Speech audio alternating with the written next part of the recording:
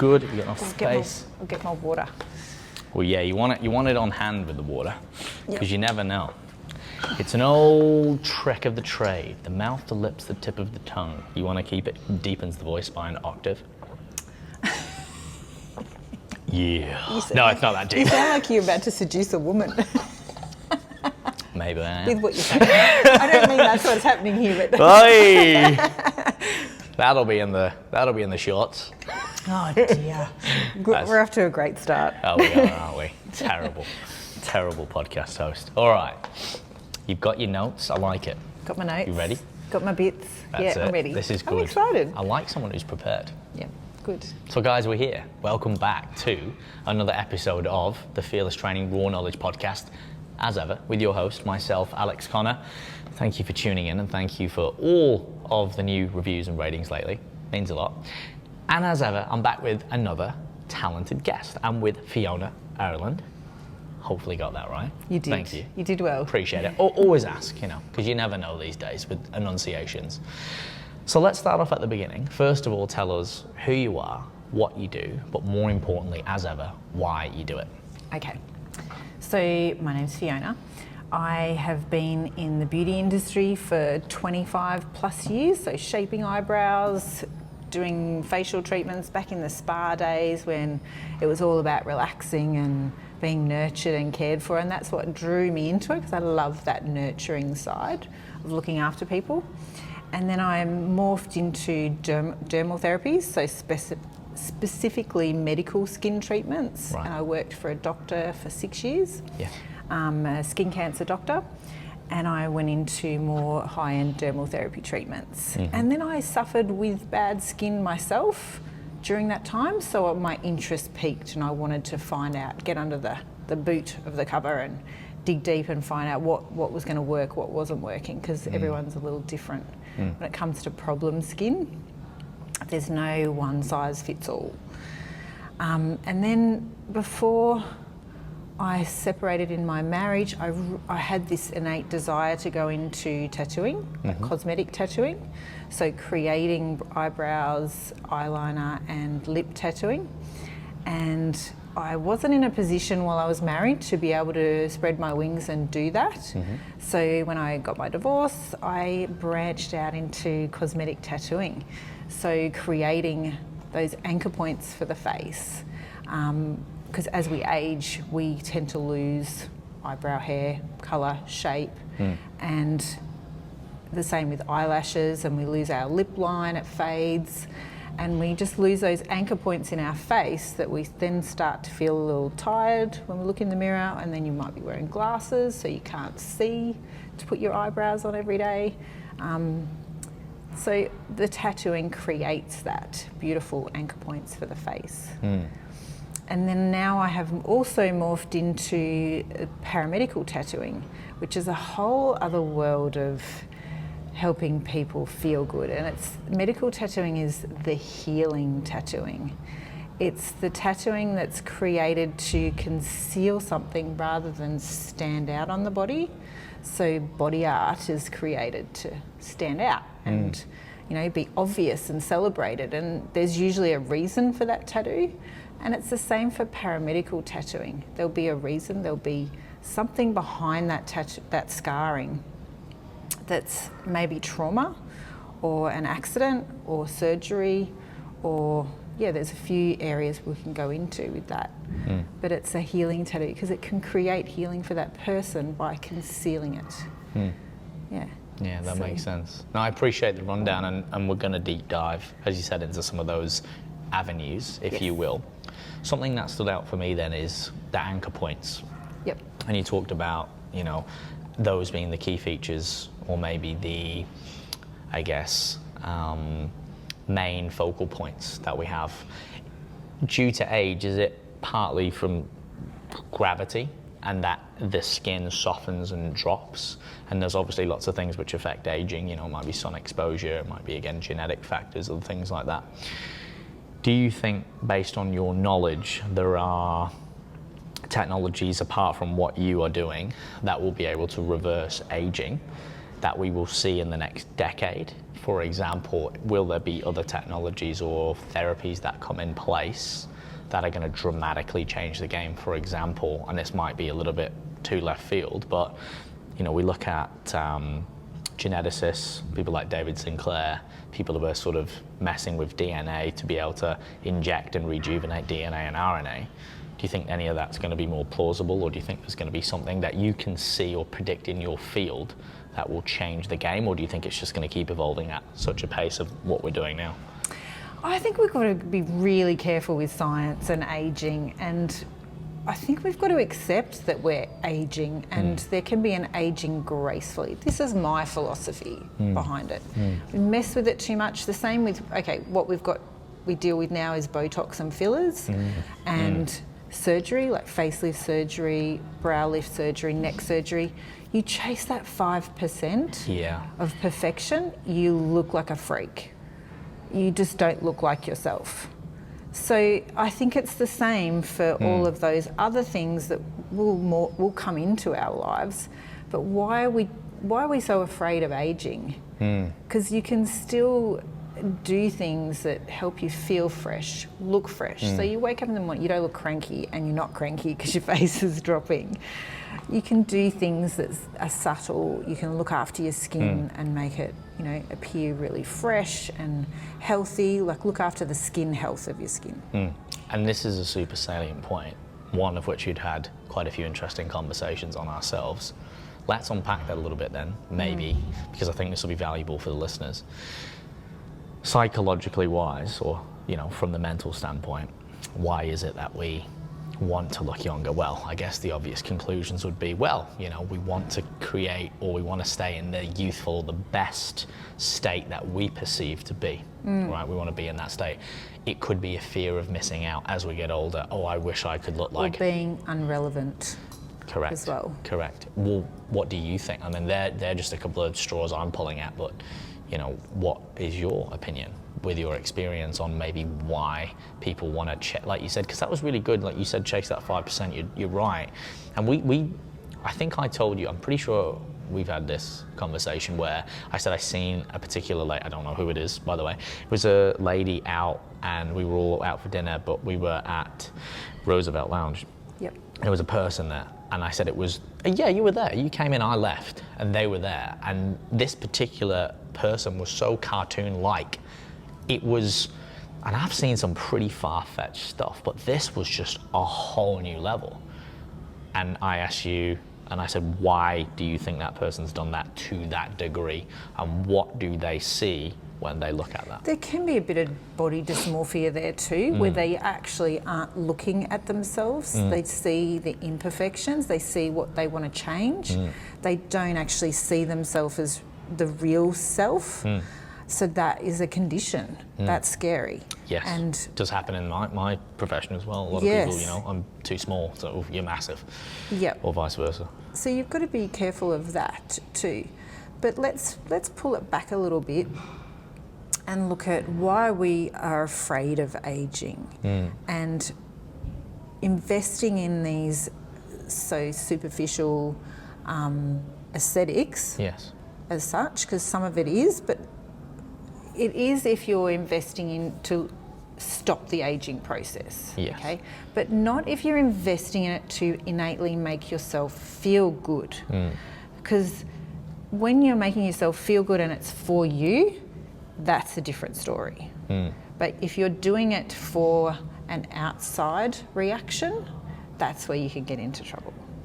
So you can go that too far into that and chase that 5% where then you just don't look like yourself and be too invested in getting the outside energy back, the outside approval, let's say. This is true, yeah. And you're right, a lot of people seek that validation.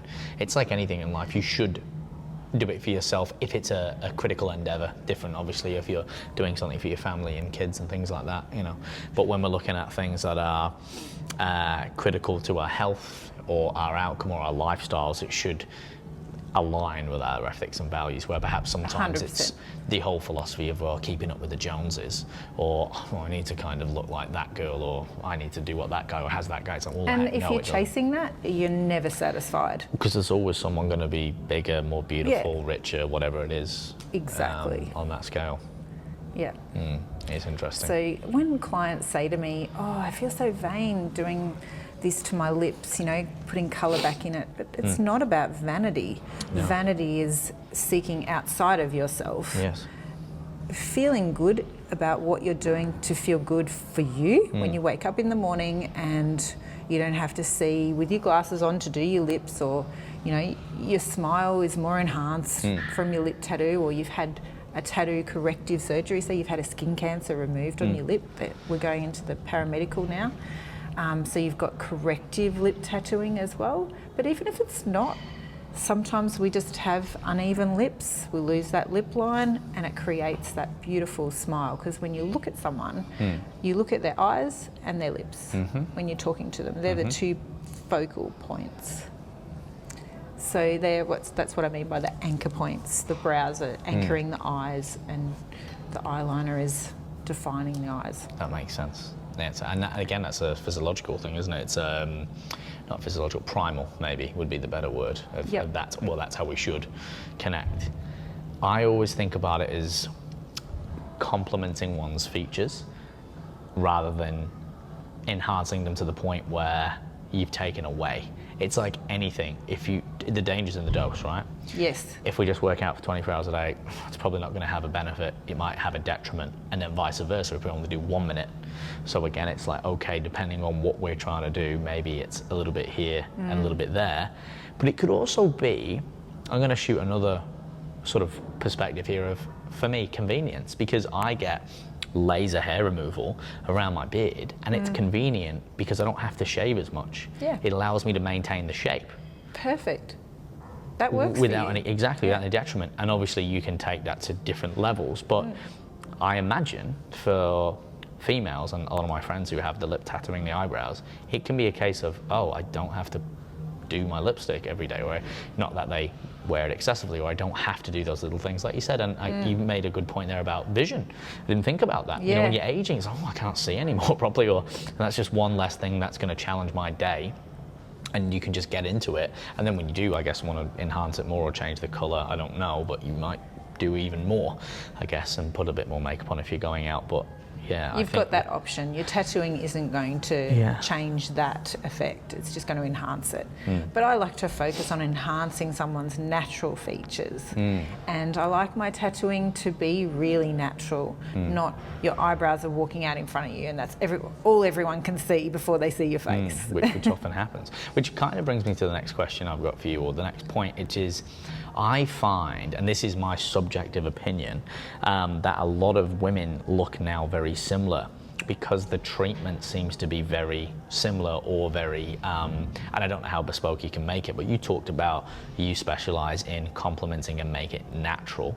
Like you want to try and complement their individual features. And yes, we all have eyes and nose and lips, and you know, how individual can you get? But we'll look at all humans. We're all the same, but we're all different. What age group are you talking about? Well, the thing is, I think it transpires over different age groups, but the outcome, for example, I remember when I was living in New Zealand in my younger days, and I remember there was a few girls that had cosmetic surgery done, and I was new to this, I was learning, and someone said, oh, they've, you know, and I was like, oh, like, well, how do you know? And they're like, well, you know, green me, like this, and this, and I was like, oh, and I'm like, yeah, because they look like that person, and like, yeah, they've had the same surgery, and I was like, oh, right, and it's not always the same. But I find a lot of women, and probably more, if I had to give you an answer to that, it would be the younger generation of girls. They seem to look very There's a bit of a trend, like there's always a fashion trend with what's in as far as lips and cheeks and brows and bums and boobs and... Well, this is probably my lack of knowledge on the whole, like I imagine there's different shapes of eyebrows, and I don't know. But there's different anatomy shapes to everyone's face. Well, this is it, and this is why I struggle to see why they all kind of want to go for the same look, and I don't know whether it's a particular person, like I remember when Kim Kardashian was in and all that, but I may be out the loop, but they just seem to have the same kind of... I'm like, oh, don't you girls realise you kind of all look and act and do like you're very similar. Yes. It seems like they've lost the ability to kind of go in their own direction. Or it's like, it's almost like, hey, be into this, but you don't have to align with, like, maybe you're actually into that, but you're pretending not to be because it doesn't fit that persona or that identity. Yeah. I don't know if you found that. Yeah, I've noticed that. But my value system for what I do, I like to create that natural base. If you want to have a certain look, use makeup. Yeah. Because looks change. Yeah. And they evolve and change, whereas tattooing, it's in your face, it's in your skin. And even though it does wear over time and fade, you will always have an element of that tattoo there that needs to be refreshed because colour changes in the skin regardless. So yeah, that's my philosophy in my profession that I like to work with, keeping it really soft, natural, enhancing their natural features, bringing out the best in their faces. Because in a few years' time, who's to say they don't want that look that's different to this look? And you're stuck with that in a tattoo. That's not fun. Well, let's break that down. That's laser surgery. Well, and I've had it on my head. It's painful. I had a head tattoo removed. But anyway, people will know about that. Did you? Yeah. How painful out of 10? 8. Wisdom teeth still take the cake. But that's because they were infected. So anyone getting their wisdom teeth out, do not worry.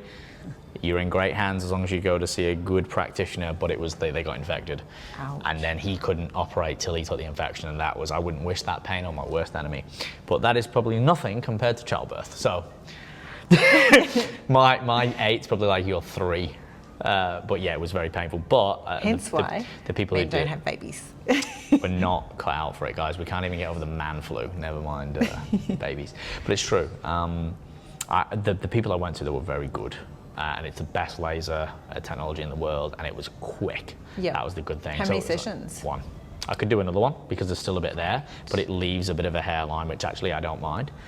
And it was good, but it was just the last bit went too deep, so therefore the colour, again, like you were saying, with keeping it light, keeping it natural, didn't quite end up that way. So, and there's no hard feelings with the person who did it. We're all on good terms, but it was a great experience.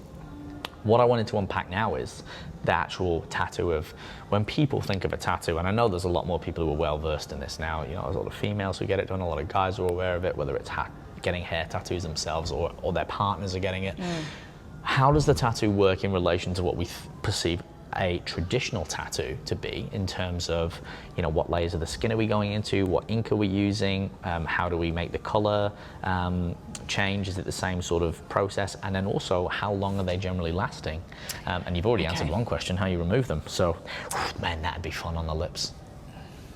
I can only imagine that there. There is a different form of removal. I'll just speak about this while we're on the subject of removal. Yeah, let's do that. And I like to send a lot of microbladed brows to the laser removal. What's a microblade? So microblading is a brow tattoo using the feather strokes, so a feather brow or microblade.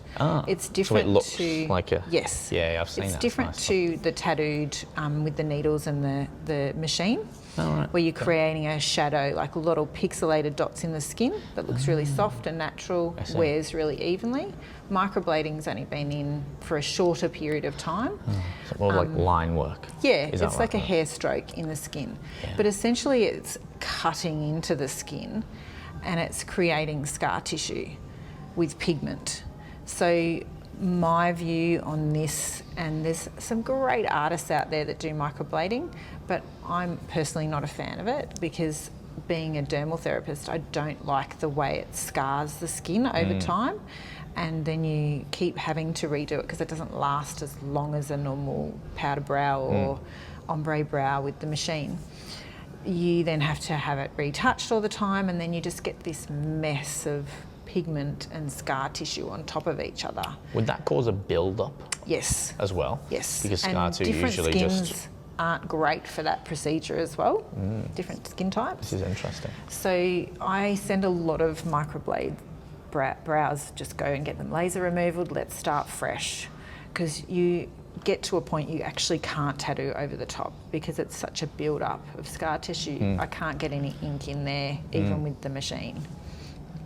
I imagine being a dermal therapist, that would be a huge advantage being what you do. Absolutely. I almost feel that should be a prerequisite, and I'm sure there is elements of this in tattooing, brow tattooing, but perhaps that would be efficacious. There had to be. I did my government accredited training when microblading was in that as well, and that's actually not something that's government accredited anymore. So you can just do a course on doing that procedure and have no skin background. But I had to have a background in skin to do my government accredited training. Because that doesn't seem, just getting a drink, that doesn't seem like, I mean, it's very much, again, like our industry where you can get a very low barrier to entry and people go, well, I'll just keep that. They don't continue to upskill, and if they're perhaps not someone who's interested in self-education, they don't have the knowledge that gets them to be competent. It's all going to make you a better artist.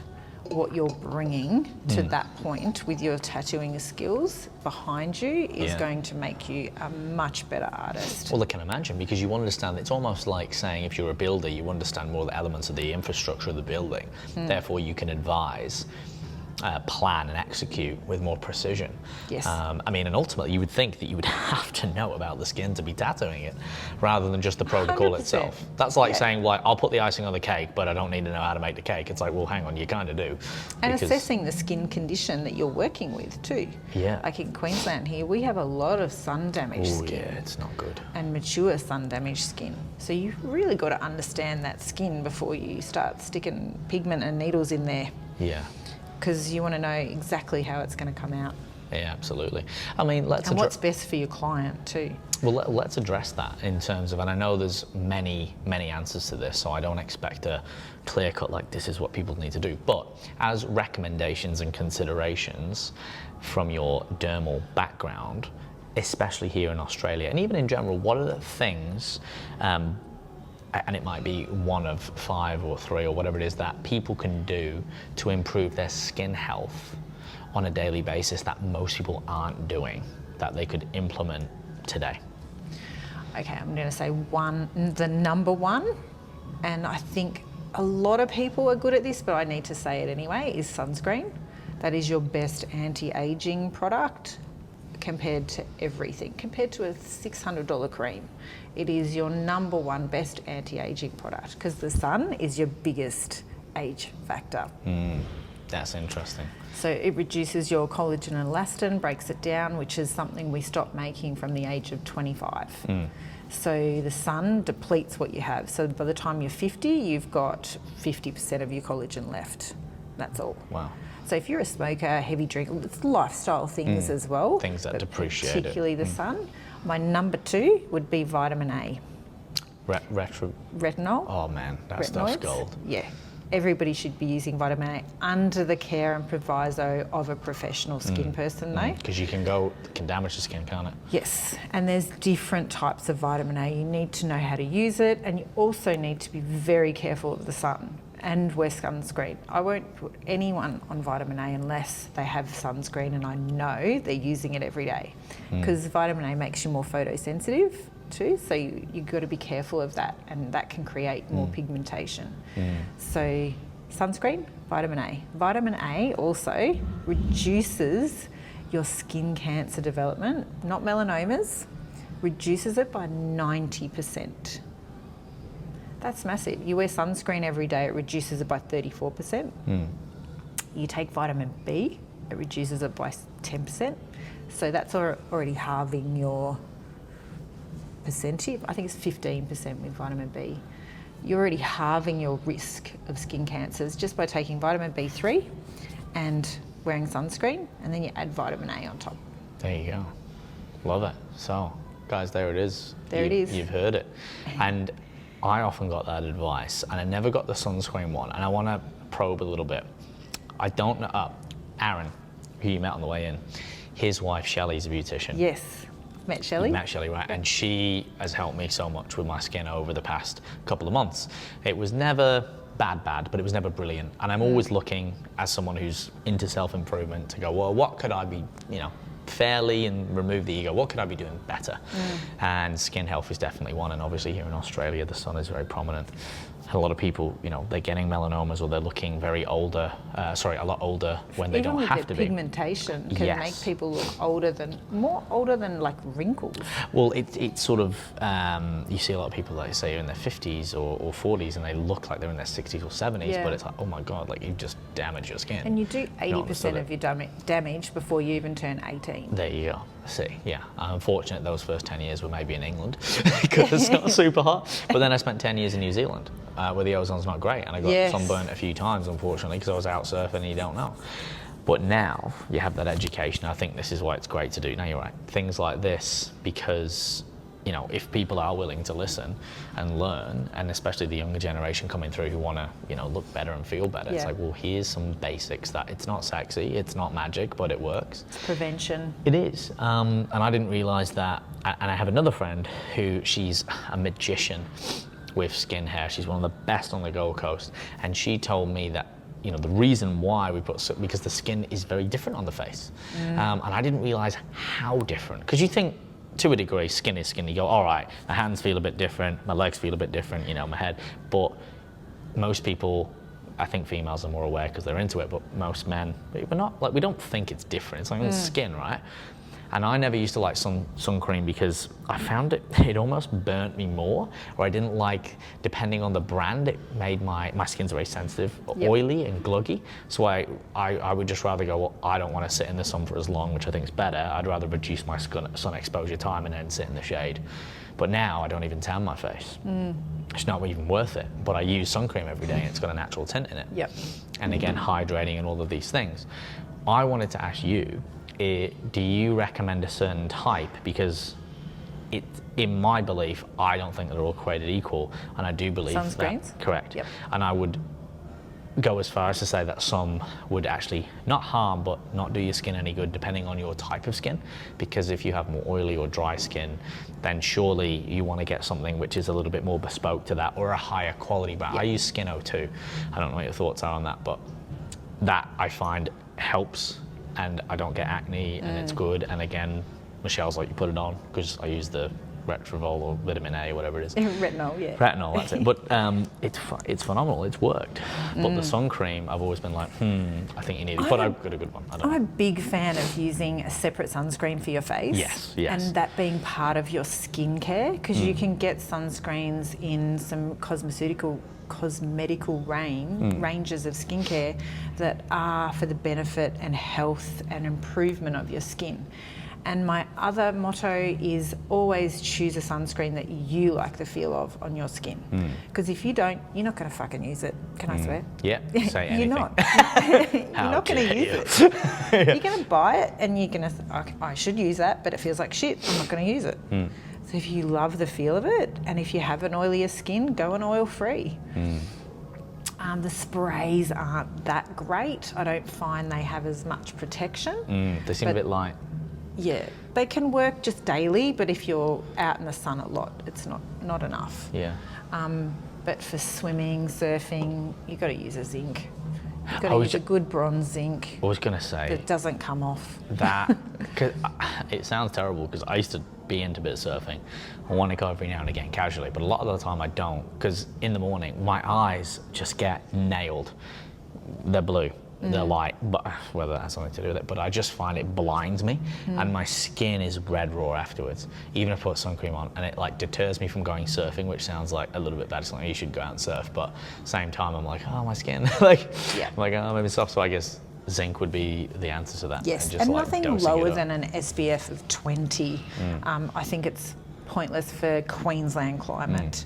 Like UK, you probably get away with something 15 plus, but not here. Do 30 and over. I was going to say, because the sun is aggressive and the ozone is broken. Yep. Would you be comfortable recommending any particular brands that you believe would be more advantageous for people to look up when they're looking for sunscreen? I'm a huge fan of the Mineral Pro O Cosmetics. There's a tinted and a non-tinted, and the tinted is just like sun-kissed, you know, it's just a nice little tint. It's oil-free, so it's great for oily skins, great for acne skins, because acne skins, problem skins, you don't want to chuck on a heavy oil-based sunscreen. that skin is not going to be happy. No, because you're sort of suppressing it, aren't you? Can't breathe. Yeah. I imagine. 100%. And it's going to clog the pores even more. So the Mineral Pro is 30 plus and it has zinc oxide in it. And the zinc oxide acts as an anti-inflammatory in the skin as well. Right. So you've got that extra element and it's hydration as well. So that would be my recommendation. There's a few others, but that's mine. No, I appreciate it. Like you said, it's good. I always ask because it points people in somewhat the right or a direction. Yeah. Because there is so much out there these days as well. It can get overwhelming. Key point, like you said. Yes. One that you're comfortable with, but sometimes you don't know any better. People are looking at maybe supermarket brands, whether they're bad or not. I've heard they're not the best, especially when it comes to facial hair, facial health. Hence, I think it's good to get a recommendation to get people in the ballpark, because again, it is very different. I've been told, do not use Nivea on your face. Apparently, it's not that good. Do you have any recommendations for cream for like everyday hydration that you would find more preferable, or do you think there's nothing wrong with things? Body cream? Do you think there's nothing wrong with the major brands like Nivea, Vaseline, etc.?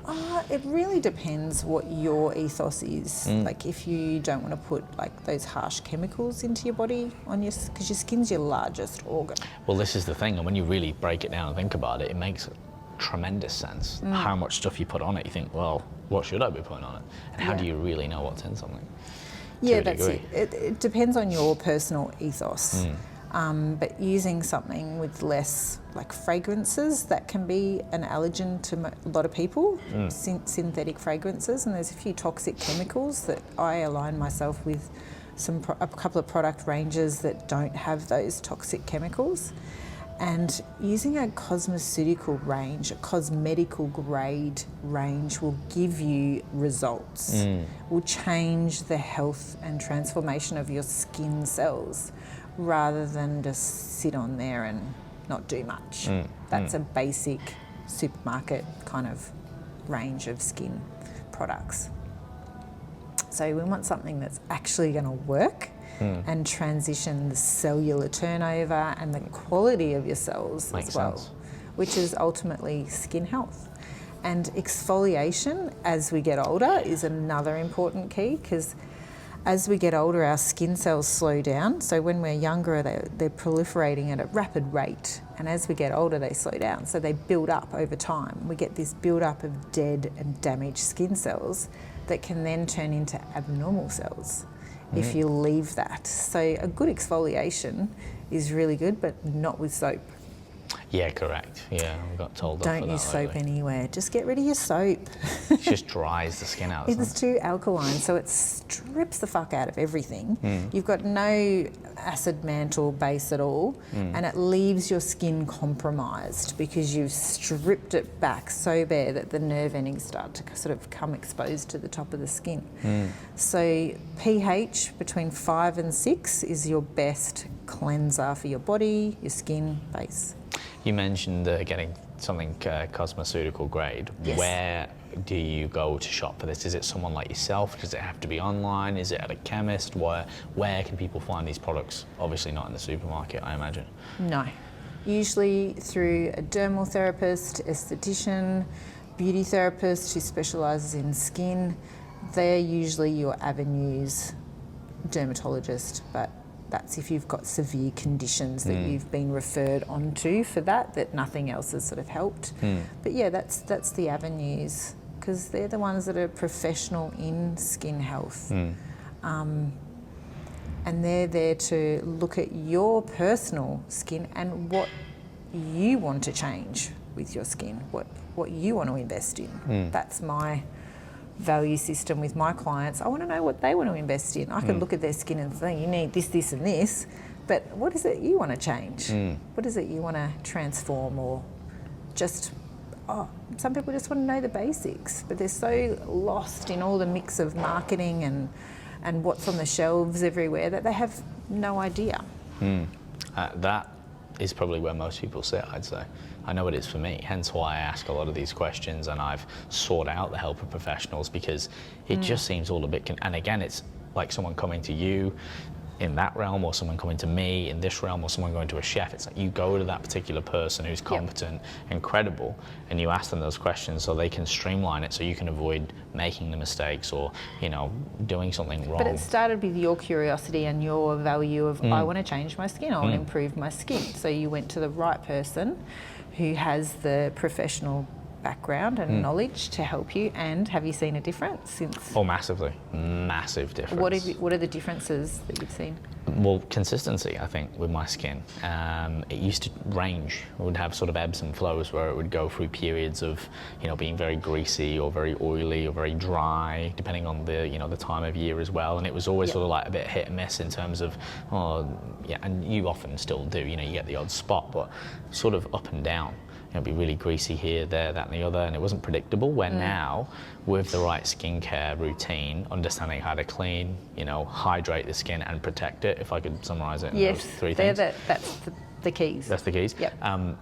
I now find that my skin looks and feels good pretty much 99% of the time, and if it's not, it's because I haven't done one of those things or I've neglected it, or it might be I find I react. But nutrition is a big avenue for me, so I can help people in that realm with their skin, but that goes so far, and it does make a difference, especially you know, for the younger folk who are going through puberty and whatnot, the hormones all over the place. But yeah, it's been phenomenal, which is great for me because you can sort of get up and go, oh, you know, it feels good, and I know I just have to do these basics. You're investing in your skin. Yes, you're investing in it and you're getting a return. Yeah. And you're investing in your skin long term as well. Well, I think that's the big thing, because you think, oh, it's not now, it's later on. Yeah. But for me, it's having the peace of mind too, because I always get confused and I like to keep things simple. So I always want to know, okay, what's like not the magic pill, because that's the problem with society, looking for the silver bullet, but it's like, okay, what are the things that are going to be the most conducive to my skin health, my skincare, based on my skin, you know, and then it might be specific to this is what I want to achieve. But it's also good to get the recommendation of a professional, because sometimes not what you want, what you need. Yes. And that might actually get you to what you want, in terms of you want the end result, but you have to do these things to get that. You know, people just want to say they want something, and it's like, oh, I want it to do this. It's like, yeah, but you have to do this, this, and this to get it to do that, because you've neglected it. You need some corrective work first. Yeah, that's probably the best way to put it. No, you don't have to be a skincare junkie to change your skin either. No. You know, if you're not into products, like I've got so many products, but I love them. I love what they do for my skin. Yeah. But not everyone has to do that, and they might find that scary, and that's why they don't want to go and see a professional skin therapist, because they feel that they're going to be sold so many products that are going to sit in their cupboard and they're going to get overwhelmed, and it's just a waste of money, a waste of time. It doesn't have to be like that. No, I think that's a big thing, where a lot of people do feel that way, or they get overwhelmed because they don't know how to perhaps separate the fact from fiction. They feel that maybe, oh, I'm just taking this person's word for it, so if that trust is not built, that rapport, then I go, oh, you know, do I really need 10 products? They need to be treated on an individual basis. What are your concerns? What do you want to change? Yes. All of those things.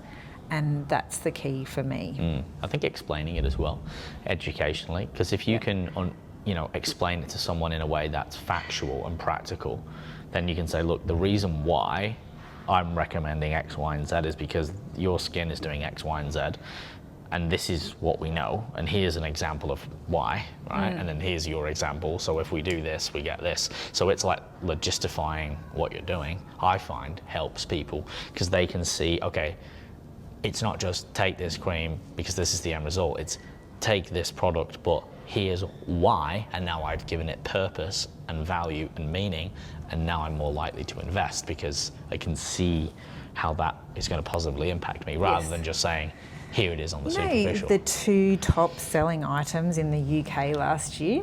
What, in cosmology? No, or just overall. Go on. Just a quick one, guys, before we carry on with the podcast. For any of you who are interested in taking your health and physique to the next level, and you want to remove the guesswork, you're not quite getting the progress that you want, you're not seeing what you want to see in the mirror, and you're not feeling like you're really moving in the right direction, then click the link in the bio below, the apply button, where you can contact me. We can organize a free consultation, no obligation, and discover whether it's a good fit as coach and client. All right, back to it. Number 1, vibrators. Can see that. And this came out of lockdown last year. Vibrators were number one. The Hitachi Magic Wand. Oh, I think our friend Dee will know about that. Got to get her on here talking about the sex toys. And number 2 was skincare.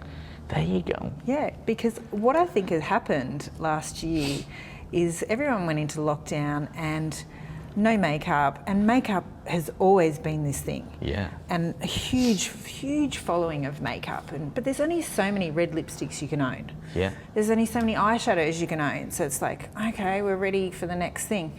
And people are looking at their skin at home going, oh, I don't like my skin underneath my makeup. Yeah. I want my skin to look good with no makeup.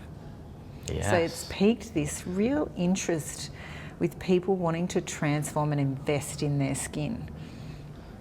And that can come in the form of, depending on the individual and their skin at the time, really good serums like your A, Bs and Cs, and good cleanser, good moisturiser, sunscreen. You know, it's all individual based, but yeah, people have piqued an interest in their skin, which I love. Yeah. I love that. Well, it is. It's great. Like you said, a lot of people discovered things at home when they were Like vibrators. time. Yeah. Well, I mean, they wanted to look good, and they wanted to get off while they were doing it, right? They want to feel good too. What are you putting moisturiser on that vibrator for? I want to be youthful inside and out. No, it's an R18 podcast. There we go. I hope that moisturiser wasn't expensive. No. Well, if you're going to put it inside, for external use only. God damn it. Yeah, but it is interesting. But a lot of people were under the microscope at home. So like you said, yes, there was a lot of downtime. So people were probably assessing things in a more granular fashion under a microscope, so to speak. And makeup should only be used to enhance, not cover up. Well, this is the thing. I'll tell you this. I will go into a little story about makeup and my first experience with understanding why or how it was so powerful with women. People are like, oh, you put makeup on. No, not quite. Although my friends did try to do that to me one time. But that's okay if you do.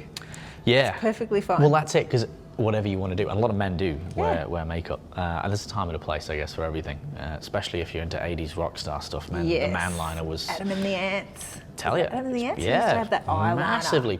Massively popular, yeah. I think it was a normal... Well, apparently tights were actually a male clothing item back in the medieval times. Yes. And then women started wearing them, so then men were like, well, we can't wear them anymore. But tights were actually for men, not women, initially. First true story. Fun fact, the more you know. Didn't know that. There you go. I thought that was just in all those Shakespearean movies. No, but that's why. But it was a male attire item, and then one day women started wearing them, and the men went, "Oh, we can't wear them anymore." And then we just sort of let them have it, you know. And that's how we lost half the wardrobe. No, the rest is history. But no, in all seriousness, I remember it was my first job as a lifeguard. And we had this new lady come in. Her name was Christina. She was blonde, blue eyes. And my other friend, who was also called Christina, and she goes, "Oh, you like her, don't you?" And I was like, "Well, yeah, she's pretty hot, you know, it's pretty nice." And she goes, "Look, she wears so much makeup." And I was like, "Yeah, and?" And she's like, "Well, there's nothing wrong with that, but like, she really goes ham on it, and she doesn't really look like that." I'm like, "What do you mean she doesn't look like that? That's her." And she goes, "You'd be surprised at what's underneath." She's like, "Not having a go, Alex, just letting you know." And I was very young at the time. I think we were about 16, 17. And she goes, "Just trust me." She goes, "Wait till you do lifeguard training. And when you do lifeguard training, you obviously go in the water." And I'll never forget, we were all in the pool, and Christina, my friend, and the other girl, Christina, she went underwater to do this thing. Did she have makeup on? She had makeup Okay. on. I did not realise how much, because I was young and naive, and I'm not bothered by it, like, it's whatever. But, because I'm not having to go here, but she came down, she went down, came up in the pool, and it ran everywhere, and it looked like, you know, because all the mascara ran as well, and it all came off, and I was just like, "Oh," and I was like, and Christina must have saw my face, and she looked at me and she started laughing. She's like, "Oh my God," and I looked at her, I was like, "You weren't wrong about the makeup." She's like, "I told you." And, so you didn't have a poker face in that moment. The poor girl, yeah, No, I was just shocked. There was loads of people there, so it wasn't like obvious, but Christina was looking at me for a reaction. And she sort of wiped the makeup off, and she had, unfortunately, this girl, really bad acne and not a good complexion, but she was young, and that's fine. But obviously all the makeup probably didn't help that, but she really, really layered it on. And when it came off, I was like, holy shit, but it wasn't the fact that the way she actually looked, because I'm not like a judgmental person like that in that respect. I accept people for who they are. And I love when women don't wear makeup. I congratulate them, because I'm like, you know what, good on you, because a lot of women do not, in this day and age, have the confidence to walk around with no makeup on. They really don't. Many women. So I really like to, me. where possible, reinforce that. Like, don't go out of my way and make them feel, notice, I just, if it does come up, I say, hey, like, I think that's great, as a man, like, I respect that. And hopefully that can give them a bit of confidence to, I'll keep doing that, and then when they do put it on, it's like, bang, wow. It's like, you get what you want from it. It's like caffeine. I always say, don't abuse it. Like, wait till you really need it, and then, have your coffee a day, but don't abuse it, because when you do need that energy, you can have that little bit more, and you can get that, energy boost that you actually want. Enjoy it for what it is. Correct, but if you're always abusing it, novelty wears off, you have to keep taking more. So makeup, you have to keep putting more and more on. But I just couldn't believe how much makeup made a difference, and there's other examples when you see people like, I think, of certain celebrities, and with them, I'm like, wow, like, this stuff's actually fucking amazing. Like, and I just couldn't believe how much you can change the face, and that was my fascination, because one of my first, and not many people know this, but the first role or job, career I was going to pursue, study-wise, I was going to be a beautician, a male beautician, but I wanted to go into theatrical makeup for movies, because I've always been fascinated with how you can manipulate and change the body. This is why I do what I do, because I do the same thing now, but with a different tool belt and skill set, and hopefully causing more long-term, internal and external change. Yep. And then because we can layer all that stuff on. But I wanted to go, it was Weta, it's called, which is in a school in New Zealand. It's one of the best schools you can go to, and they specialise in all the movie stuff. But from there, you can do all the beautician, because I think you need that as a basic, and then you sort of layer on that, excuse the pun. And I thought, you know what would be good? To open a studio of all straight men.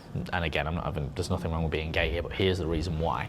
Because most beautician studios would be either just all women, or combination, or mostly gay men. You would not get a lot of straight men. So I thought, imagine having a studio with all straight men who looked good, right? And again, there's nothing wrong with if you don't, but this is my angle, who really knew skin and really knew makeup and really were phenomenal communicators, because professionally, women like a man's touch and vice versa, right? And even if it was men coming in, we'd still serve them. But the angle would be, wow, these guys are all sharp, they're masculine, they look great, and oh my God, they know about makeup, and they know about skin, and they know about health. And I just thought, what a cool little angle that would have been. Absolutely, and being in touch with your feminine there is powerful as well. Exactly, and not being afraid about it, and having men who are like, 100%. hey, we're okay to, and we know about it, but like really specialists. And I just thought that would have been just an amazing little angle to cover, and how novelty maybe it would have been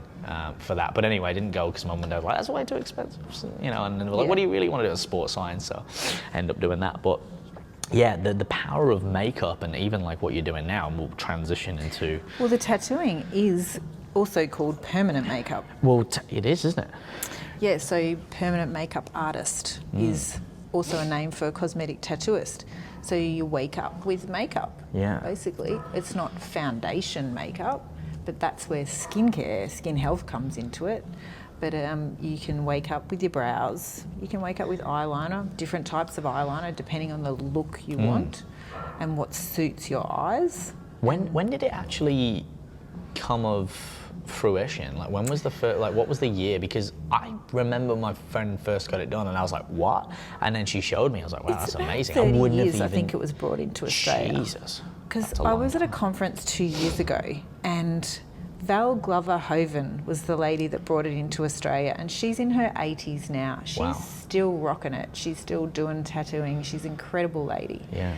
And I actually had such a beautiful moment listening to her. She showed us the tools that they used to use, which was these long bamboo sticks that they would sterilise in bleach, dip into the pigment, and the pointillism, which is tiny little dots, is how they created the tattoo.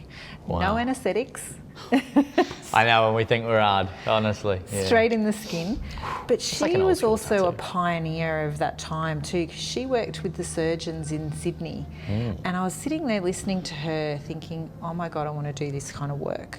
And she talked, it was such a beautiful, endearing story about working with a gentleman who'd had a penis skin graft. I'm not sure of the nature of the surgery, but that's all she said about that. And she As in, was- like, he needed more skin put on it. It was a skin graft on the penis, and that's all I knew. Oh, she okay, didn't fair enough. elaborate Right, into I see, it. fair enough. I don't know if sex change surgeries, gender revision was around Then. then in Okay. Australia.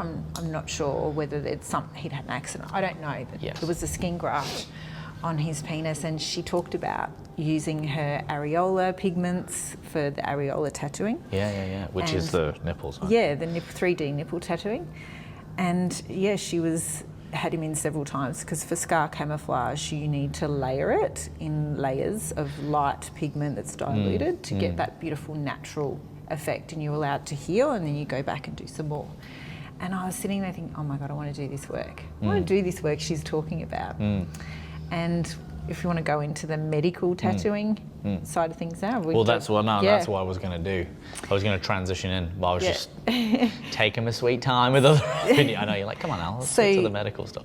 But let's do Medical that, tattooing is because this is what you're essentially- really passionate about, isn't it? It is. I'm passionate about everything that I do, and I've streamlined what I do to focus on skin, cosmetic tattooing, and paramedical tattooing. So, but there's just something in my heart about paramedical tattooing that it's life-changing tattooing, and I'm really passionate about that, and I can't describe the feeling. I would do this work for free.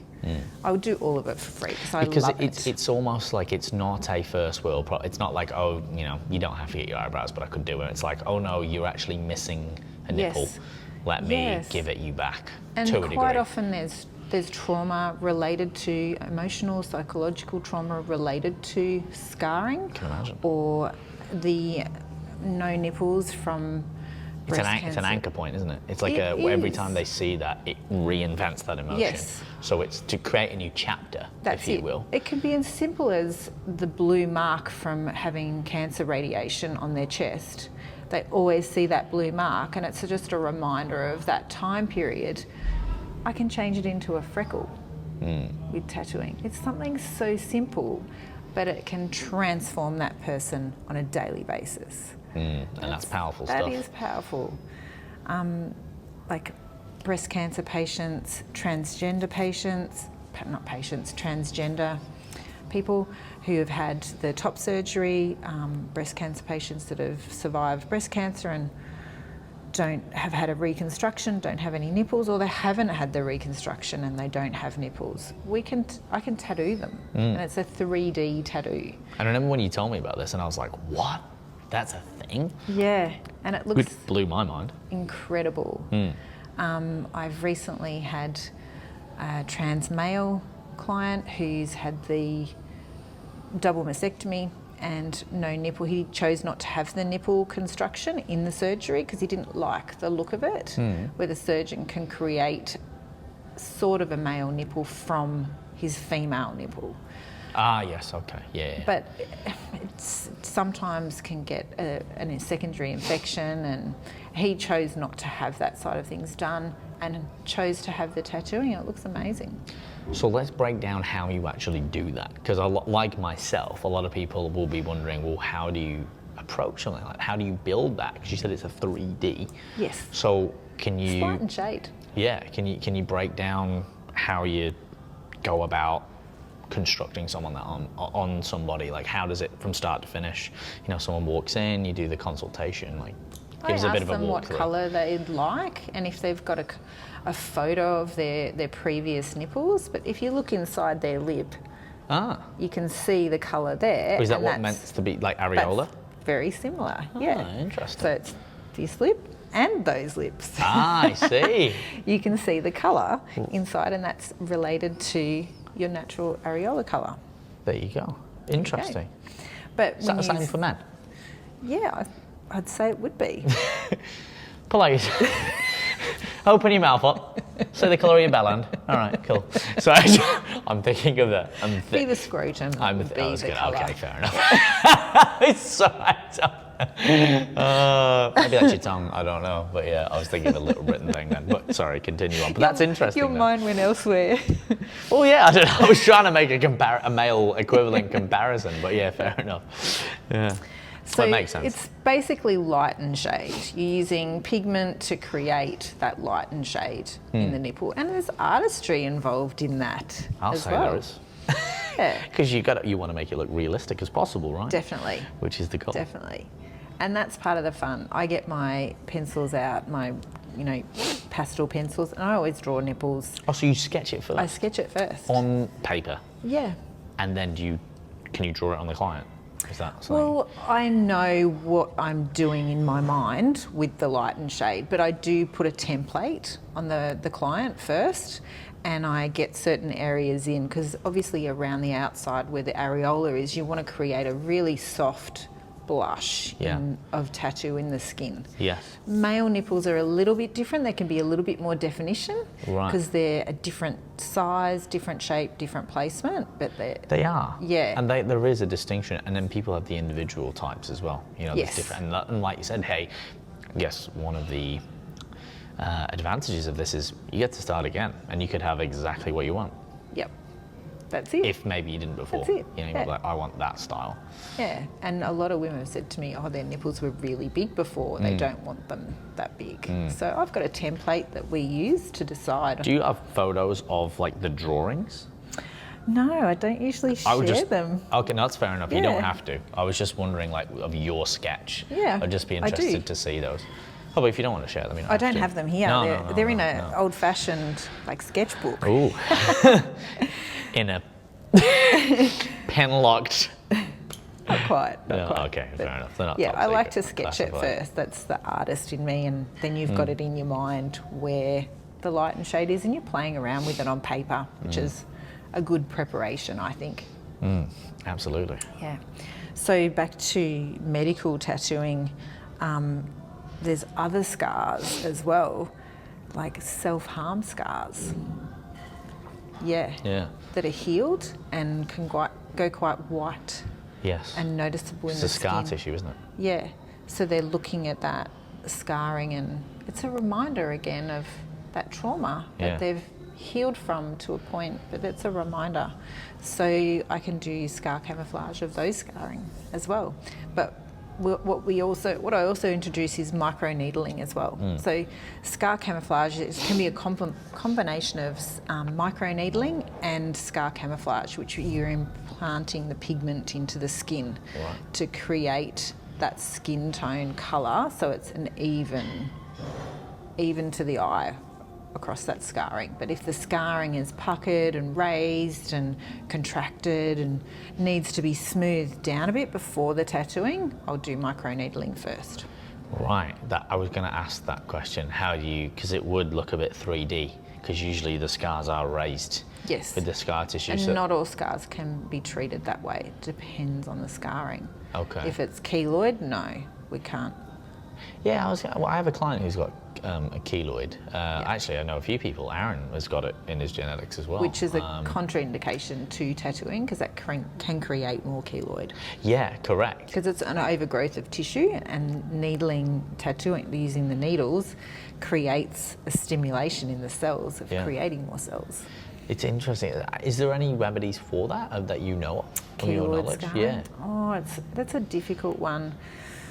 Look, you can have it surgically removed, but you've also got the chance of it coming back Yeah, again. because that's the whole thing with the keloid, right? It just comes back, etc. Yeah. Hopefully, when technology evolves, we can help people with that.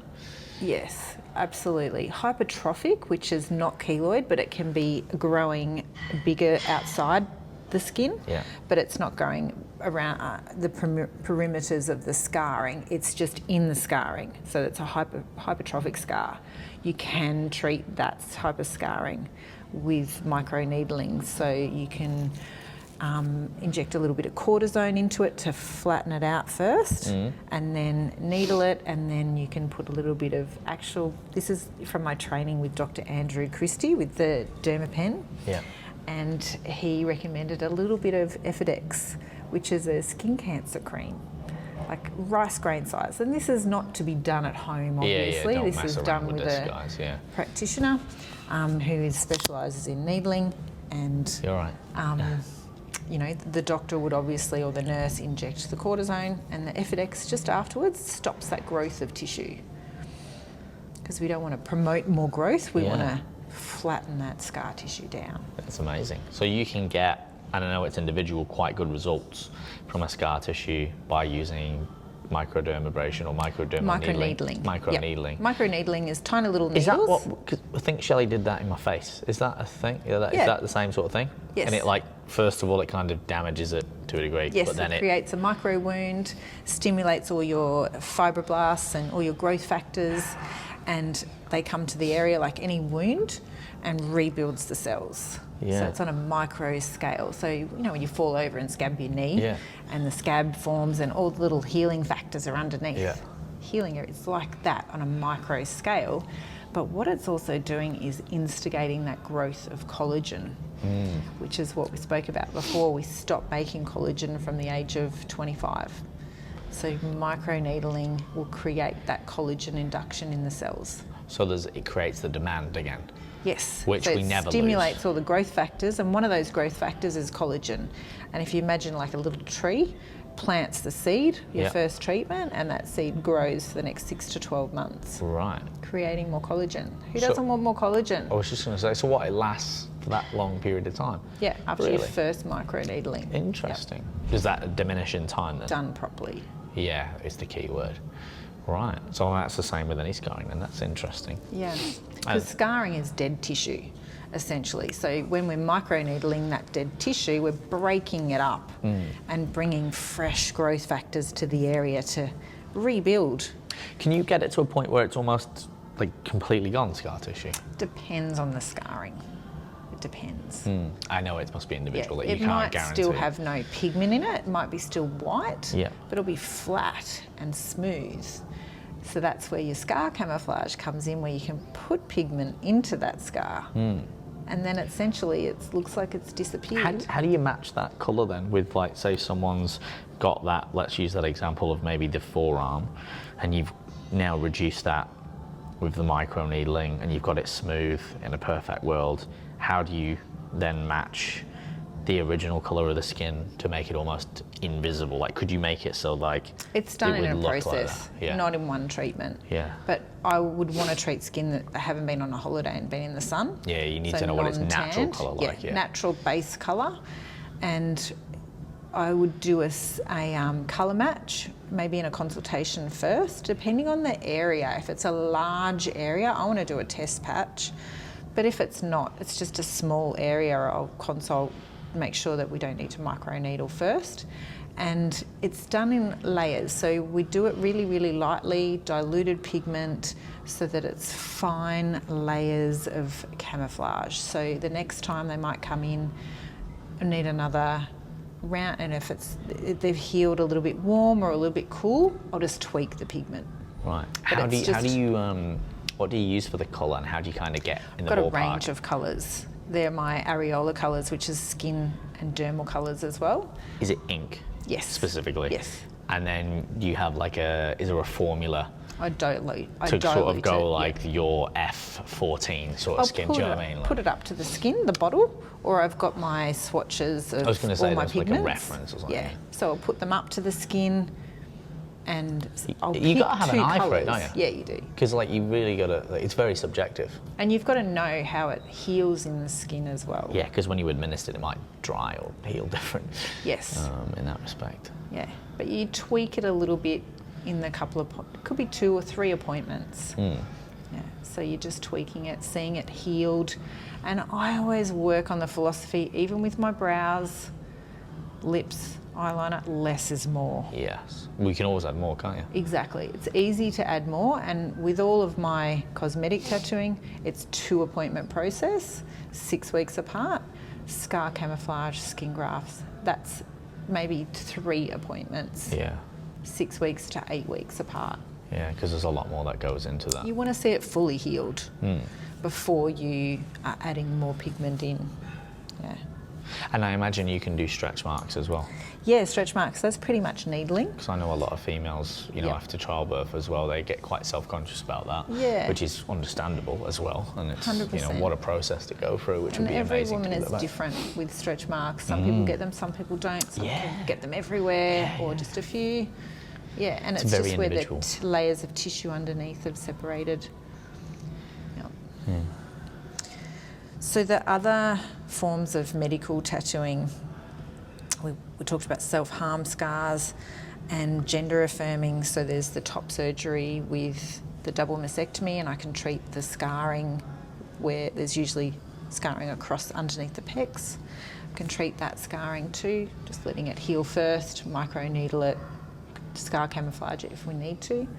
But with the gender affirming, there's also, if you're going trans male, there's the phalloplasty surgery, which is where they reconstruct a penis. So trans male is transitioning from female to male, and sometimes they only want the top surgery, but there's also the bottom surgery available.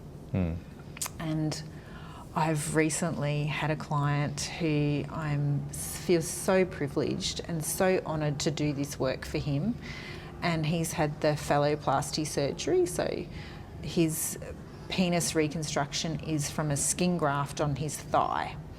So the skin graft is his thigh colour, so the penis is really white, which penises aren't white. So they're like darker. Yeah.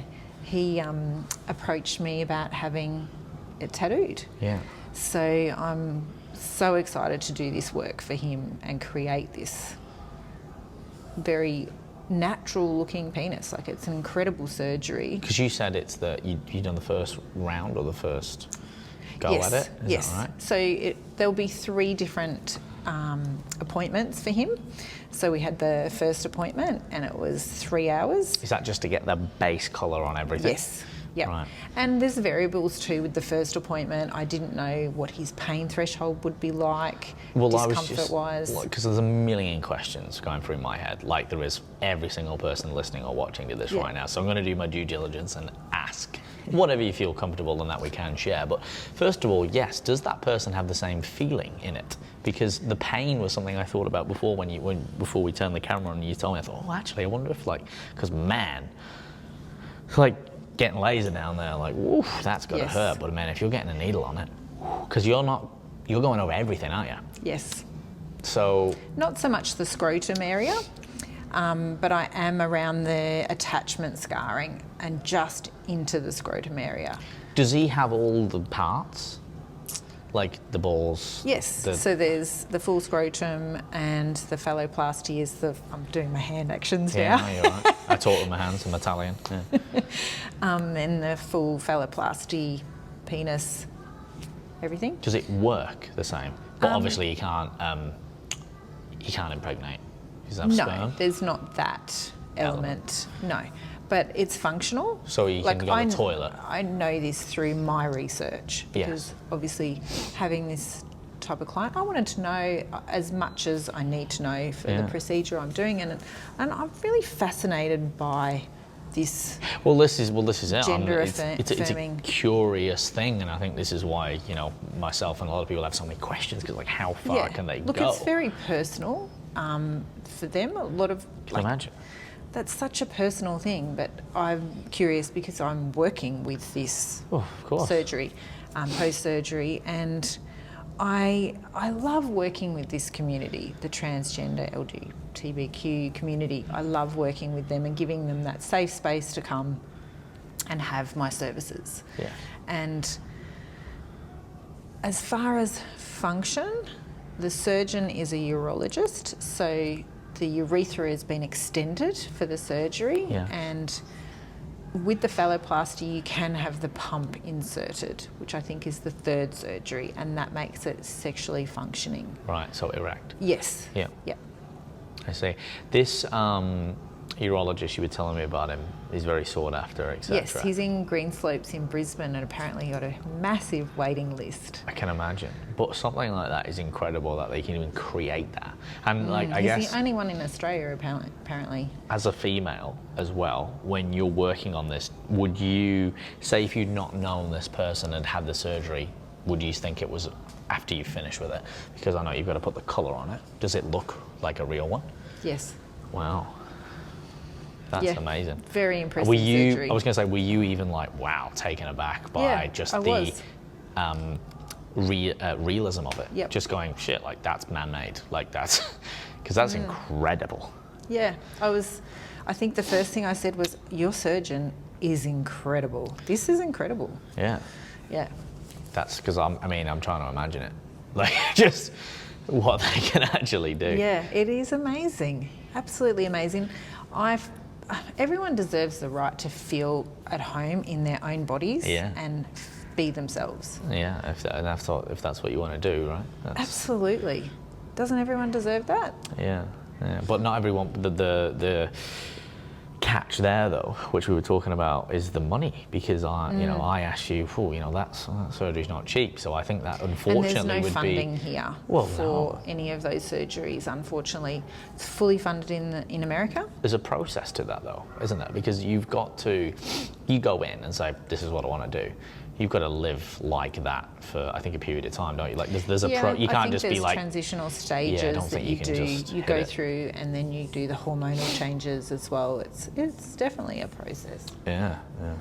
Amazing what we can do, eh? Yeah. Completely. Yeah. So, phalloplasty tattooing is now on my list of services. There you go. Very exciting stuff. Yeah, it'd be interesting to see the before and afters of this. I mean, if and when you can share that, because I would just be, not that I'm saying you have to, but I'd love at some point, I'm sure they'll be around, even if it's not this individual. Yeah, that's up to the discretion of my client. Well, that's it. We have discussed permission as far as me sharing the information and photos with other transgender clients who are interested in this. You'd want to, wouldn't you? Because you'd want to help other people in the same boat. Yeah, and 100%. if you're coming for a service, it's like me saying, hey, I want to tattoo in general. Can you show me other work you've done? Yeah. If you're coming in for that phalloplasty surgery, you'd want to go, what else have you done? If you can go, this is what I've done. That person go, that's amazing. Yes, let's go ahead. So yeah, that's it. That's cool.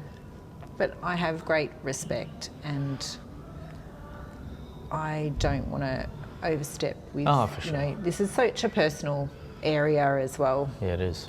And respect of my client is first and foremost. I imagine you would be doing females as well. I'm just thinking surgery. Yes. For that, I guess some females would have down there for whether it's a medical reason. They need any? You mean for transition? Oh no, I wasn't thinking of that, but that's a good point. I suppose like maybe would, because maybe it wouldn't be the same colour if they had it all messed with. I don't know. But that's the thing. I don't know the answer to that. No. We'll see what happens, but definitely, cosmetic tattooing for them is a great part of their transition to help with more femininity, and nipple tattooing and any scarring. Another scarring that I've come across is people that have had facelifts and they've got the scarring all around their ears, and they don't want to wear their hair back, or the wind blows and they're nervous about the wind taking the hair off their ears, so I can camouflage that scarring so that it just blends beautifully in with the skin. The facelift stuff is amazing, actually. Yeah. I can't remember the name of the surgeon, but it was on a podcast I was listening to, and I think it was Tony Robbins came in to see this surgeon, and the surgeon said, "Oh, I'm still in theatre, come in." And he got one of his people to scrub him up and all that. And he came in and he saw this person's face literally back. Whoa. And he was like, "I'm sorry, I gotta go. I can't deal with this. I'll wait for you outside." And the surgeon's like, "Oh, was that quite traumatic?" And he's like, "Yeah, you had this person's face off." And he's like, "Oh yeah, sorry, it's normal for me."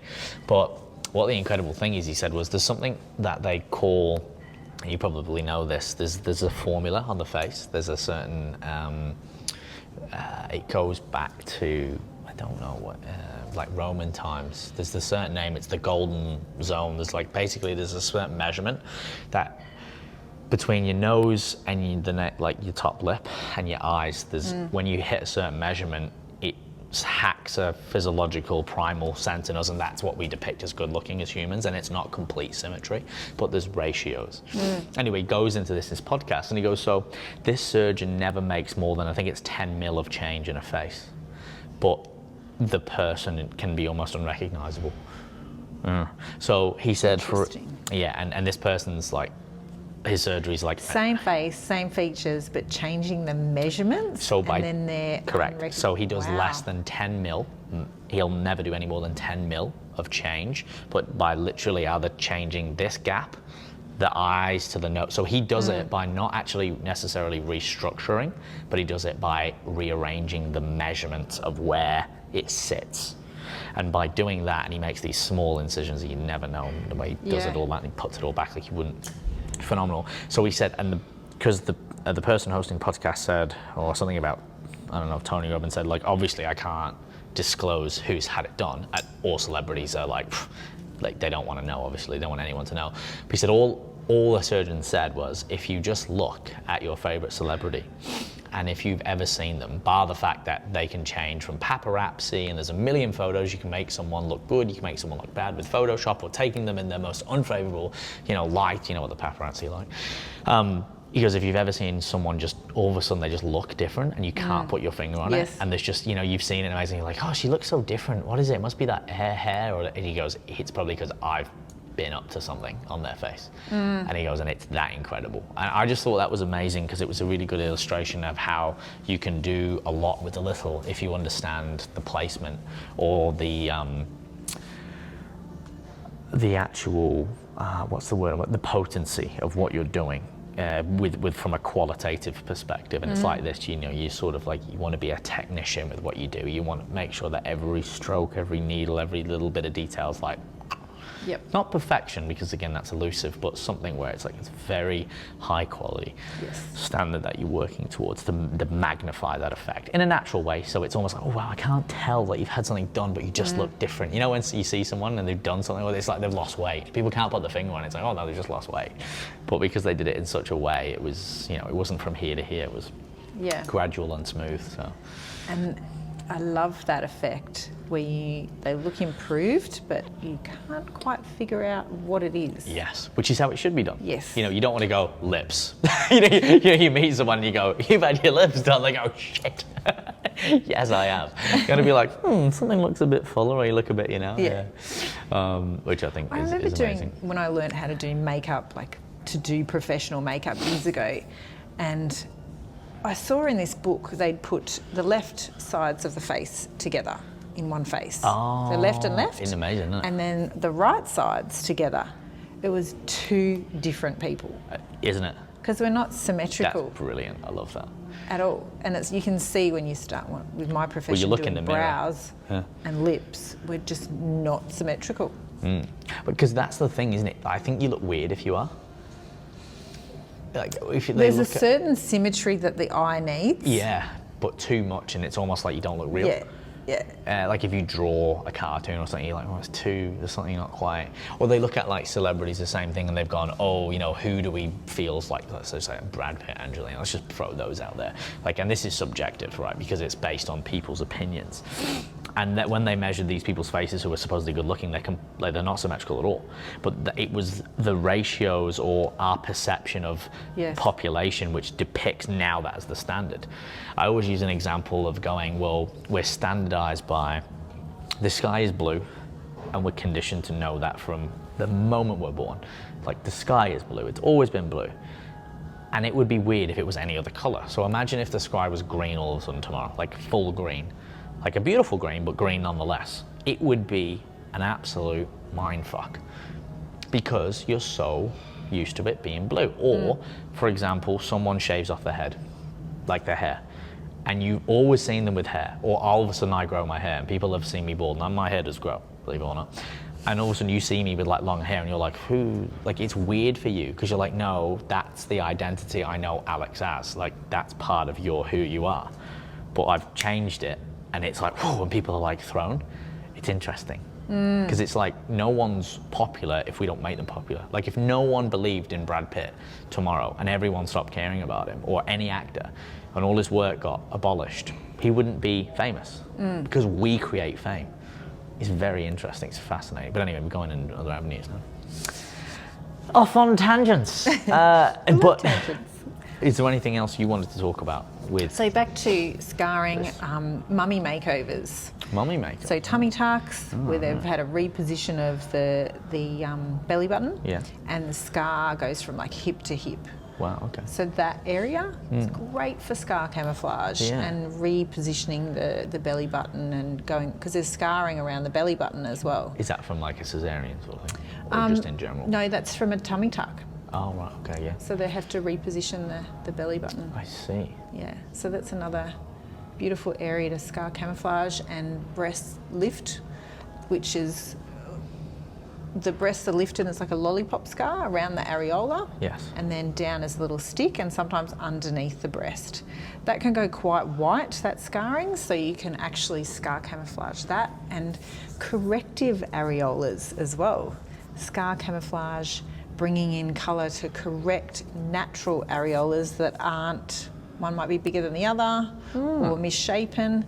There's a lot of work of that as well, but can't be posted on Instagram because it's real breasts. Ah, okay, yeah, fair enough. Yeah. I know a surgeon, Dr. Lanza, who posts all that stuff.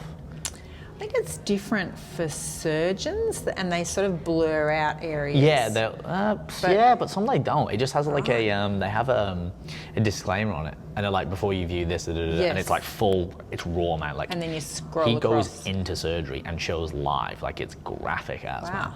But he has all these. Yeah, he's one of the first people. He's most popular in Australia. He's one of the best surgeons. I know a lot of people who have had surgery by him, and including myself. I had some cosmetic surgery done, which I did a video about, but it was one of his surgeons, and that's why I went to them. They're the best in that world in Brisbane, and yeah, they ask you, is it okay? And if you say no, they won't. But a lot of people say yes. But the cool thing about it is, if you're getting that product, you know exactly how it works a million times, because they've got so many examples, and you just flick through. And I think he was one of the first people to do that, because it was sort of like a bit of it was like taboo. Well, you don't video that, you don't film it, and he's like, why not? Because people want to know. Yep. And I'm going to show you how good I am, because I'm going to do it live, so you can see. Yes. Like it's pretty incredible when you're in there. And you can watch it if you want to, and not watch it if you don't. And it's pretty incredible when they do it, because you're like, oh shit, this is so real. But you think like it kind of gives you confidence, because they're like happy, they're competent, they're confident. You think, fuck, actually, that's actually really cool. Maybe I don't want them to video mine or whatever, but it's like, I'm pleased that I can at least, like, they must be good at what they do, because they wouldn't advertise like that level of proficiency if it wasn't. But yeah, I think like that's the world we live in now. People are becoming so like, oh, you want to see something? We can show you anything. Like back in the day in the personal training industry, you probably wouldn't have videoed your client necessarily. Now I have lots of videos where I'm coaching clients in my videos. I'm in there, the client's in there, we're coaching, people can see what I'm doing. Yes. If you're a potential client. Come from the reality TV I think so. era? That we're wanting to see more visually of what's going on? I think it's a natural evolution of human society. I don't think it's a bad thing. No, not at all. I think there's a time and a place, and I think it's down to the people in that setup, whatever that may be, or the parties that are involved. Yes. Look at OnlyFans.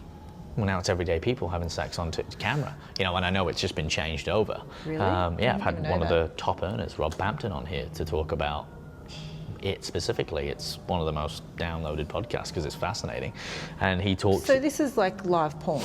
It is, yeah. It's porn, complete porn. Yeah, it's porn. But they've changed the platform because OnlyFans didn't want to do that. It was for something else, but besides the point, you could do anything on there, so people would subscribe. So say you had an account and you would have an angle, and it might be anything from you just in lingerie all the way to you having full-on sex or doing whatever. And that he's a videographer, he's passionate about helping people establish better relationships, so he's actually like a sex expert, and he did it on Pornhub, where it wasn't just him having sex with girls, it was him and his girlfriend who were like, hey, like this is what you can do in a relationship, here's how to pleasure a woman, here's how to pleasure a man. So it was actually good, like he was passionate about it, like he's not just someone who's like, oh yeah, let's just me getting off on the camera. Although he does do other scenario-based things, but that's his passion. Pornhub. So he did it on, he had it on YouTube. Obviously, he couldn't get very far on YouTube. They closed him down. Did it on Pornhub. Pornhub shut them down for some reason, which is weird because it's Pornhub. And then he went to OnlyFans. Interesting. And done it now. And then he's signed up a lot of the top earners. But anyway, to the point is, you know, that was an example. I think people now, humans, we have access to everything on our devices, so it's now more a case of, oh, if I'm offering a service, right, to a degree, I can show you exactly what I do, and I'm that skilled in my profession, I can show you live or on video to not only give you an example of what I do and how it works if you're a potential client, but also to display and showcase my work on a platform that is, like you said, visual. So I think it's that natural evolution of technology combined with how can you have an edge on someone in your professionalism? Yeah, and it you know, gives it's like you authenticity imagine, to what you're doing as well. Well, imagine you doing a time-lapse tattoo on someone who wanted it. Like, how cool would that be? Yeah, I've done like, that. you all, like, from the sketch all the way to the, like, it would actually be, that would be sick. Like, that would be really cool on your Instagram, and I'm glad you've done it on people who, you know, are happy to do it. I just think, because if you do something, oh, this is what I do, it's like, but I've never seen you do it. Yes. Like, on this day and age, like, do you really do that? Like it gives you more authenticity to what you're doing. Like, you want to see my client testimonials and transformations or evolutions, because otherwise, like, how do you know? But it's interesting to see how something evolves too, how it works behind the scenes. Oh, it's fascinating. It's absolutely fascinating. Well, like you said, I think it gives confidence. It's almost like a good surgeon will come in and say, hey, this is what we're going to do, this is how it's going to work. After this, you know, you're going to go into another room, there's going to be a lady called Jessie. Jessie's going to take your blood pressure. Like, that is the mark of a true professional. They should lay out exactly what's going to happen before it happens, so you don't have any fear. Exactly. I mean, it's fearful enough going through something like that. You know, you walk in a room, there's 10 people stood there, and you're going under the knife, and you don't know what's happening. That's the last thing you want. You need to be walked through that process with care and understanding. Yeah, 100%. Absolutely. And it's so simple, but how many professionals do it? Or, you know, people who are not quite there yet.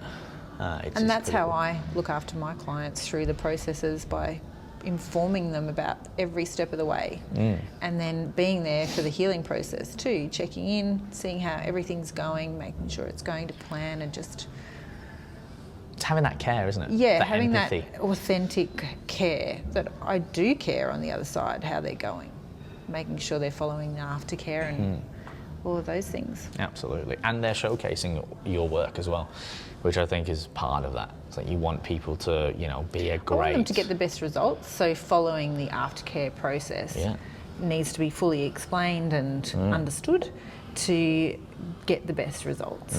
Because we both want the best results. Well, exactly right. Yeah, which is pretty cool. Before we get on to some rapid fire questions that I ask all my guests, is there anything else that you wanted to cover off, or anything? Just a couple other areas of scarring. I think this is quite a common area, especially in Queensland, is biopsy scars from skin cancer biopsies. You can help me.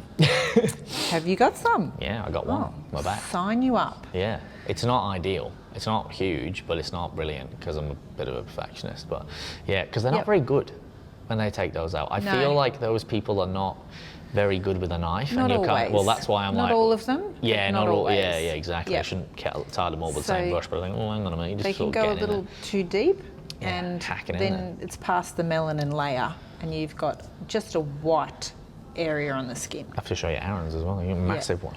And you're like, how do you get rid of that? Yeah. It's good to know. So I've recently had a client who had 2 biopsies on each temple and one on the cheek, and I've only done 1 session with him, and he needs 1 more just to really perfect the skin colour and that layer, but you can't even really notice it now because it's gone from white to his natural skin colour, so it doesn't stand out as much. And that's on the face too, so... Oh yeah. I imagine a bit of a needling would help. Yes, I did with some that, because they're raised, aren't they, usually?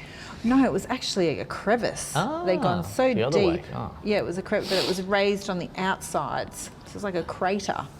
So I just softened it out, blended it out with some needling and some vitamin A. That's awesome.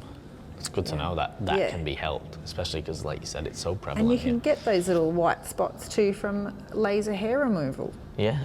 Where they've gone too deep. So those areas can be camouflaged as well. There you go. Yeah. So this is like you're in such a niche, which is enmeshed in many other avenues of this, cosmetic or dermatological world, if you like, that it comes full circle. It's like one part of it might be needed to correct it by another part because this is the byproduct of that. And interesting. There's a lot of ingredients in the mix. Comes back to that individual person wanting to heal. They want to heal past their trauma or their scar, or don't want to be reminded of it, or just want to feel better about it. Whatever it is going on for them, it can be improved. Yeah, which makes sense as well, especially on the face. Yeah. Well, anywhere on the body, with what bothers you. This is very true. This is very true. Especially when a lot of people are getting surgery these days as well. And it might not be cosmetic, it might be corrective, like you said, so you're able to do that. Rapid fire question wise. Well, no, unless you've got anything else, please, if you want to continue on. Unless you had any other questions for me. No, there we go. That's just a bit of low power mode, but we're all good. We're good. Now we've got plenty of time. Can you imagine if you didn't press record? Well, it doesn't matter because these record everything individually because that has happened before. I bet it has. Did you cry? Well, no, because I managed to, in the early days, I'd check it consistently. Hang on, sorry. Excuse me. Bless you. I'm joking. I won't say it, no, bless you. In the early days, you evolve everything without going on a tangent for the people listening, but these Rode mics have built-in memory and hard drives, so no matter what, they always record everything. So if that's recording through technically 3 devices, it's yours, which will record my sound as well, mine, which will record your sound, the camera, and then the individuals. Safety in numbers. Because you learn early on, you can never have enough backups. But anyway, a story for another time. Yeah, and I'm sure people can relate. Conversation flows. You can't. It's like, I mean, we could do it again, and we'd get some great stuff, and it'd be another great conversation. But it's different. Yes. You never get to the same, and that's why I think that's beautiful about having a more raw platform where it's like, hey, yes, we're going to talk about, A, B, or C, or what you're passionate about, but ultimately it's whatever flows based on how you're feeling, your emotions, what you do, who you are, your identity. It's individual, which what makes it listenable for people. So the rapid fire questions are a little bit, some of them are a bit slapstick, some of them are a bit thought provoking. The first one I'll go with is, because I think this is fitting, if you could wake up anywhere in the world tomorrow, where would it be and why, if it wasn't in Australia?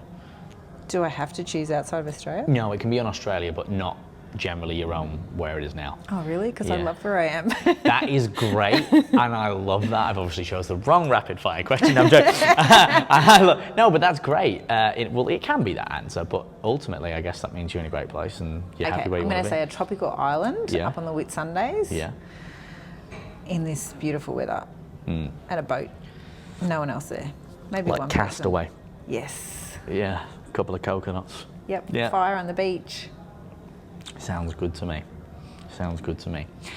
Second question is, if you could invite 3 people to dinner, dead or alive, who would they be and why? Ooh. And it's a big question, and rapid fire is whatever comes to mind now, because if you stew on this, and you probably will, there'll be more people that come to mind as you go. Because later on you'll go, oh, Michael Jackson. Why didn't they invite that person or something else? So it's whatever you can gather in your thoughts. I've had this conversation with various friends, like who would you have at your dinner table, dead or alive? And I've had a dead table and a alive table. Oh, that's a good one. See, that's another way to set it up. Oh, that's so interesting. How many people? 3. 3. I cap it at 3, so an odd number. Okay, I want the Dalai Lama. Oh, okay. But I also want... I'm tossing around with a couple of comedians. Oh, yeah. Bit of humour in the mix. Yeah, and different realism. Okay, I need to make a decision.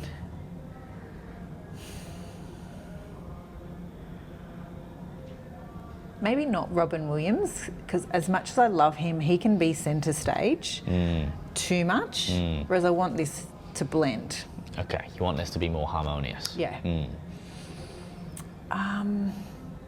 I've just gone blank on his name. The pommy guy.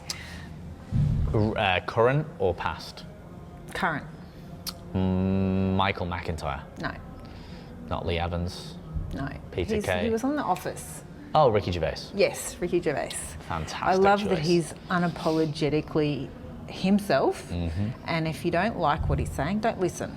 I love that about him. That is great. I'm a big fan. And I'm going to be really random here, Elvis. Oh, no, he's a belter, that fella. That would be interesting. But there's so many, because I've asked this question obviously numerous times, and I change them around, but I think, I wouldn't mind sitting at that dinner table. Yeah. Yes, which is always good. The last one is this one. I'm going to throw a real... I'm going to give you this one because I feel like our conversation is predicated on some of this. And it's probably one of the most thought-provoking questions you can ask, apart from what is the meaning of life, which is subjective. Which is, if you could choose to be immortal, would you? And I'm just going to leave it at that. No other this, that. That's it. We'll just make all assumptions. No. You would say no. Why? I think this is a really deep question. It is. There's more to life and spirit and soul than what's on this planet. And I feel that we're here to learn certain things in this body, in this vehicle, in this life, and then we essentially come back again if we need more to learn, but there is so much more in the spirit world. I've heard that philosophy before. It's an interesting one. The thought of being stuck here, no thanks. Understandable. And my last question, which is my signature question I ask all my guests, a bit more serious in nature, which is, can you identify a fear in your life? Could be past, could be current, could be dealing with it right now. What it was or is, and what you've learned from overcoming it, or if you are still facing it, what have been the key learnings? Oh, wow, what a great question. I would have to say public speaking. So for me, 10 years ago, I could never have sat here and done this. So I've overcome that fear and embraced that part of myself because I feel like it's nice to share your stories. It's nice to share parts of you with other people and connect with other people that way. And it could be something that you don't even think is going to connect with other people, but it's nice to, I suppose, be vulnerable. There's braveness and strength in being vulnerable and connectivity. Absolutely. I think that's one of the key elements of attraction most males lack, is being vulnerable. People, not just males. Well, this is true. I feel like females are a little better at it, though. In my opinion. Because we're more connected to our... But Correct. It's still hard for us to be vulnerable. It could be, you're right, it could be argued that it's harder because being maybe more... It's probably more foreign to you. Physiologically being more vulnerable, like being like, the men are more generally the stronger, the bravado, the protectors, right? Generally, I'm not saying it has to be that way, but that's generally it. So women are more sort of, if a woman walks home and around you, careful, be vulnerable. So it's kind of in their nature to be a little bit more like softer and more feminine. Yeah. And they'll be more emotional. They will cry even if they might not want to. They can show that we're a man. It's like that's not what you do. But at the same time, the deep irony is to show vulnerability is the greatest way to connect with someone and show them that you're open. Yes. Because that's like your greatest gift, if you will, to share that 100%. Intimacy with someone. So yeah. And you don't need to be perfect no. in anything. Imperfectly perfect. But it's true, and that's the ideology a lot of people chase and never get to, right? I think that's a beautiful way to summarise what's been a really thought-provoking and intriguing podcast, something a little left field, Fiona. So thank you for joining me. Thank you for having me. It's been an honour to be here. Absolute pleasure, absolute pleasure. And for people who would like to find out more about you or follow along or even contact you for your services, where are the best places to do that for people watching and listening? So probably through my website, Yes. Boss Aesthetics, www.bossaesthetics.com.au, through Instagram or Facebook. I think Instagram, Boss Aesthetics _Oz, and email, bossaesthetics3@gmail.com. Perfect. I always say I think it's a great name for a business as well, Boss Aesthetics. Thank It you. is very boss indeed. My original name was Brow Boss by Fiona, Ah, yes. and I've morphed into so much more since then. Better to keep it. Yeah, you So don't I want to want segment yourself. a bigger too much. umbrella. But it's catchy, it's short, it's sharp, it works. Thank you. To the point. Appreciate that. You're very welcome. And as ever, I'll put those links in the description that Fiona just mentioned. So for people listening and watching, you can go there and follow Fiona or reach out. And if you do have any questions as well, make sure you do email or pop them in the comments Love below. questions. Yes. Bring them on. Yeah. There you go. And Fiona will answer them, or if it's relevant to me, I will chip in as well.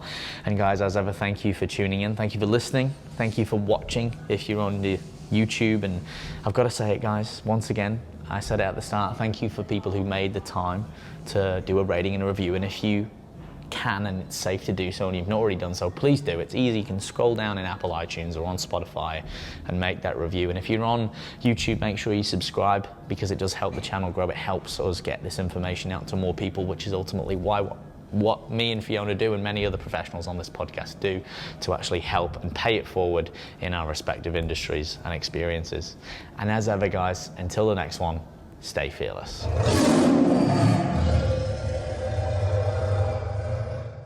For those of you who are confused, frustrated, and sick and tired of not seeing the results that you want or deserve, make sure that you click the Apply for Coaching button in the description below and line up a completely free consultation with myself, where we can discover if it's a good fit as client and coach, and take your health and physique to the next level once and for all.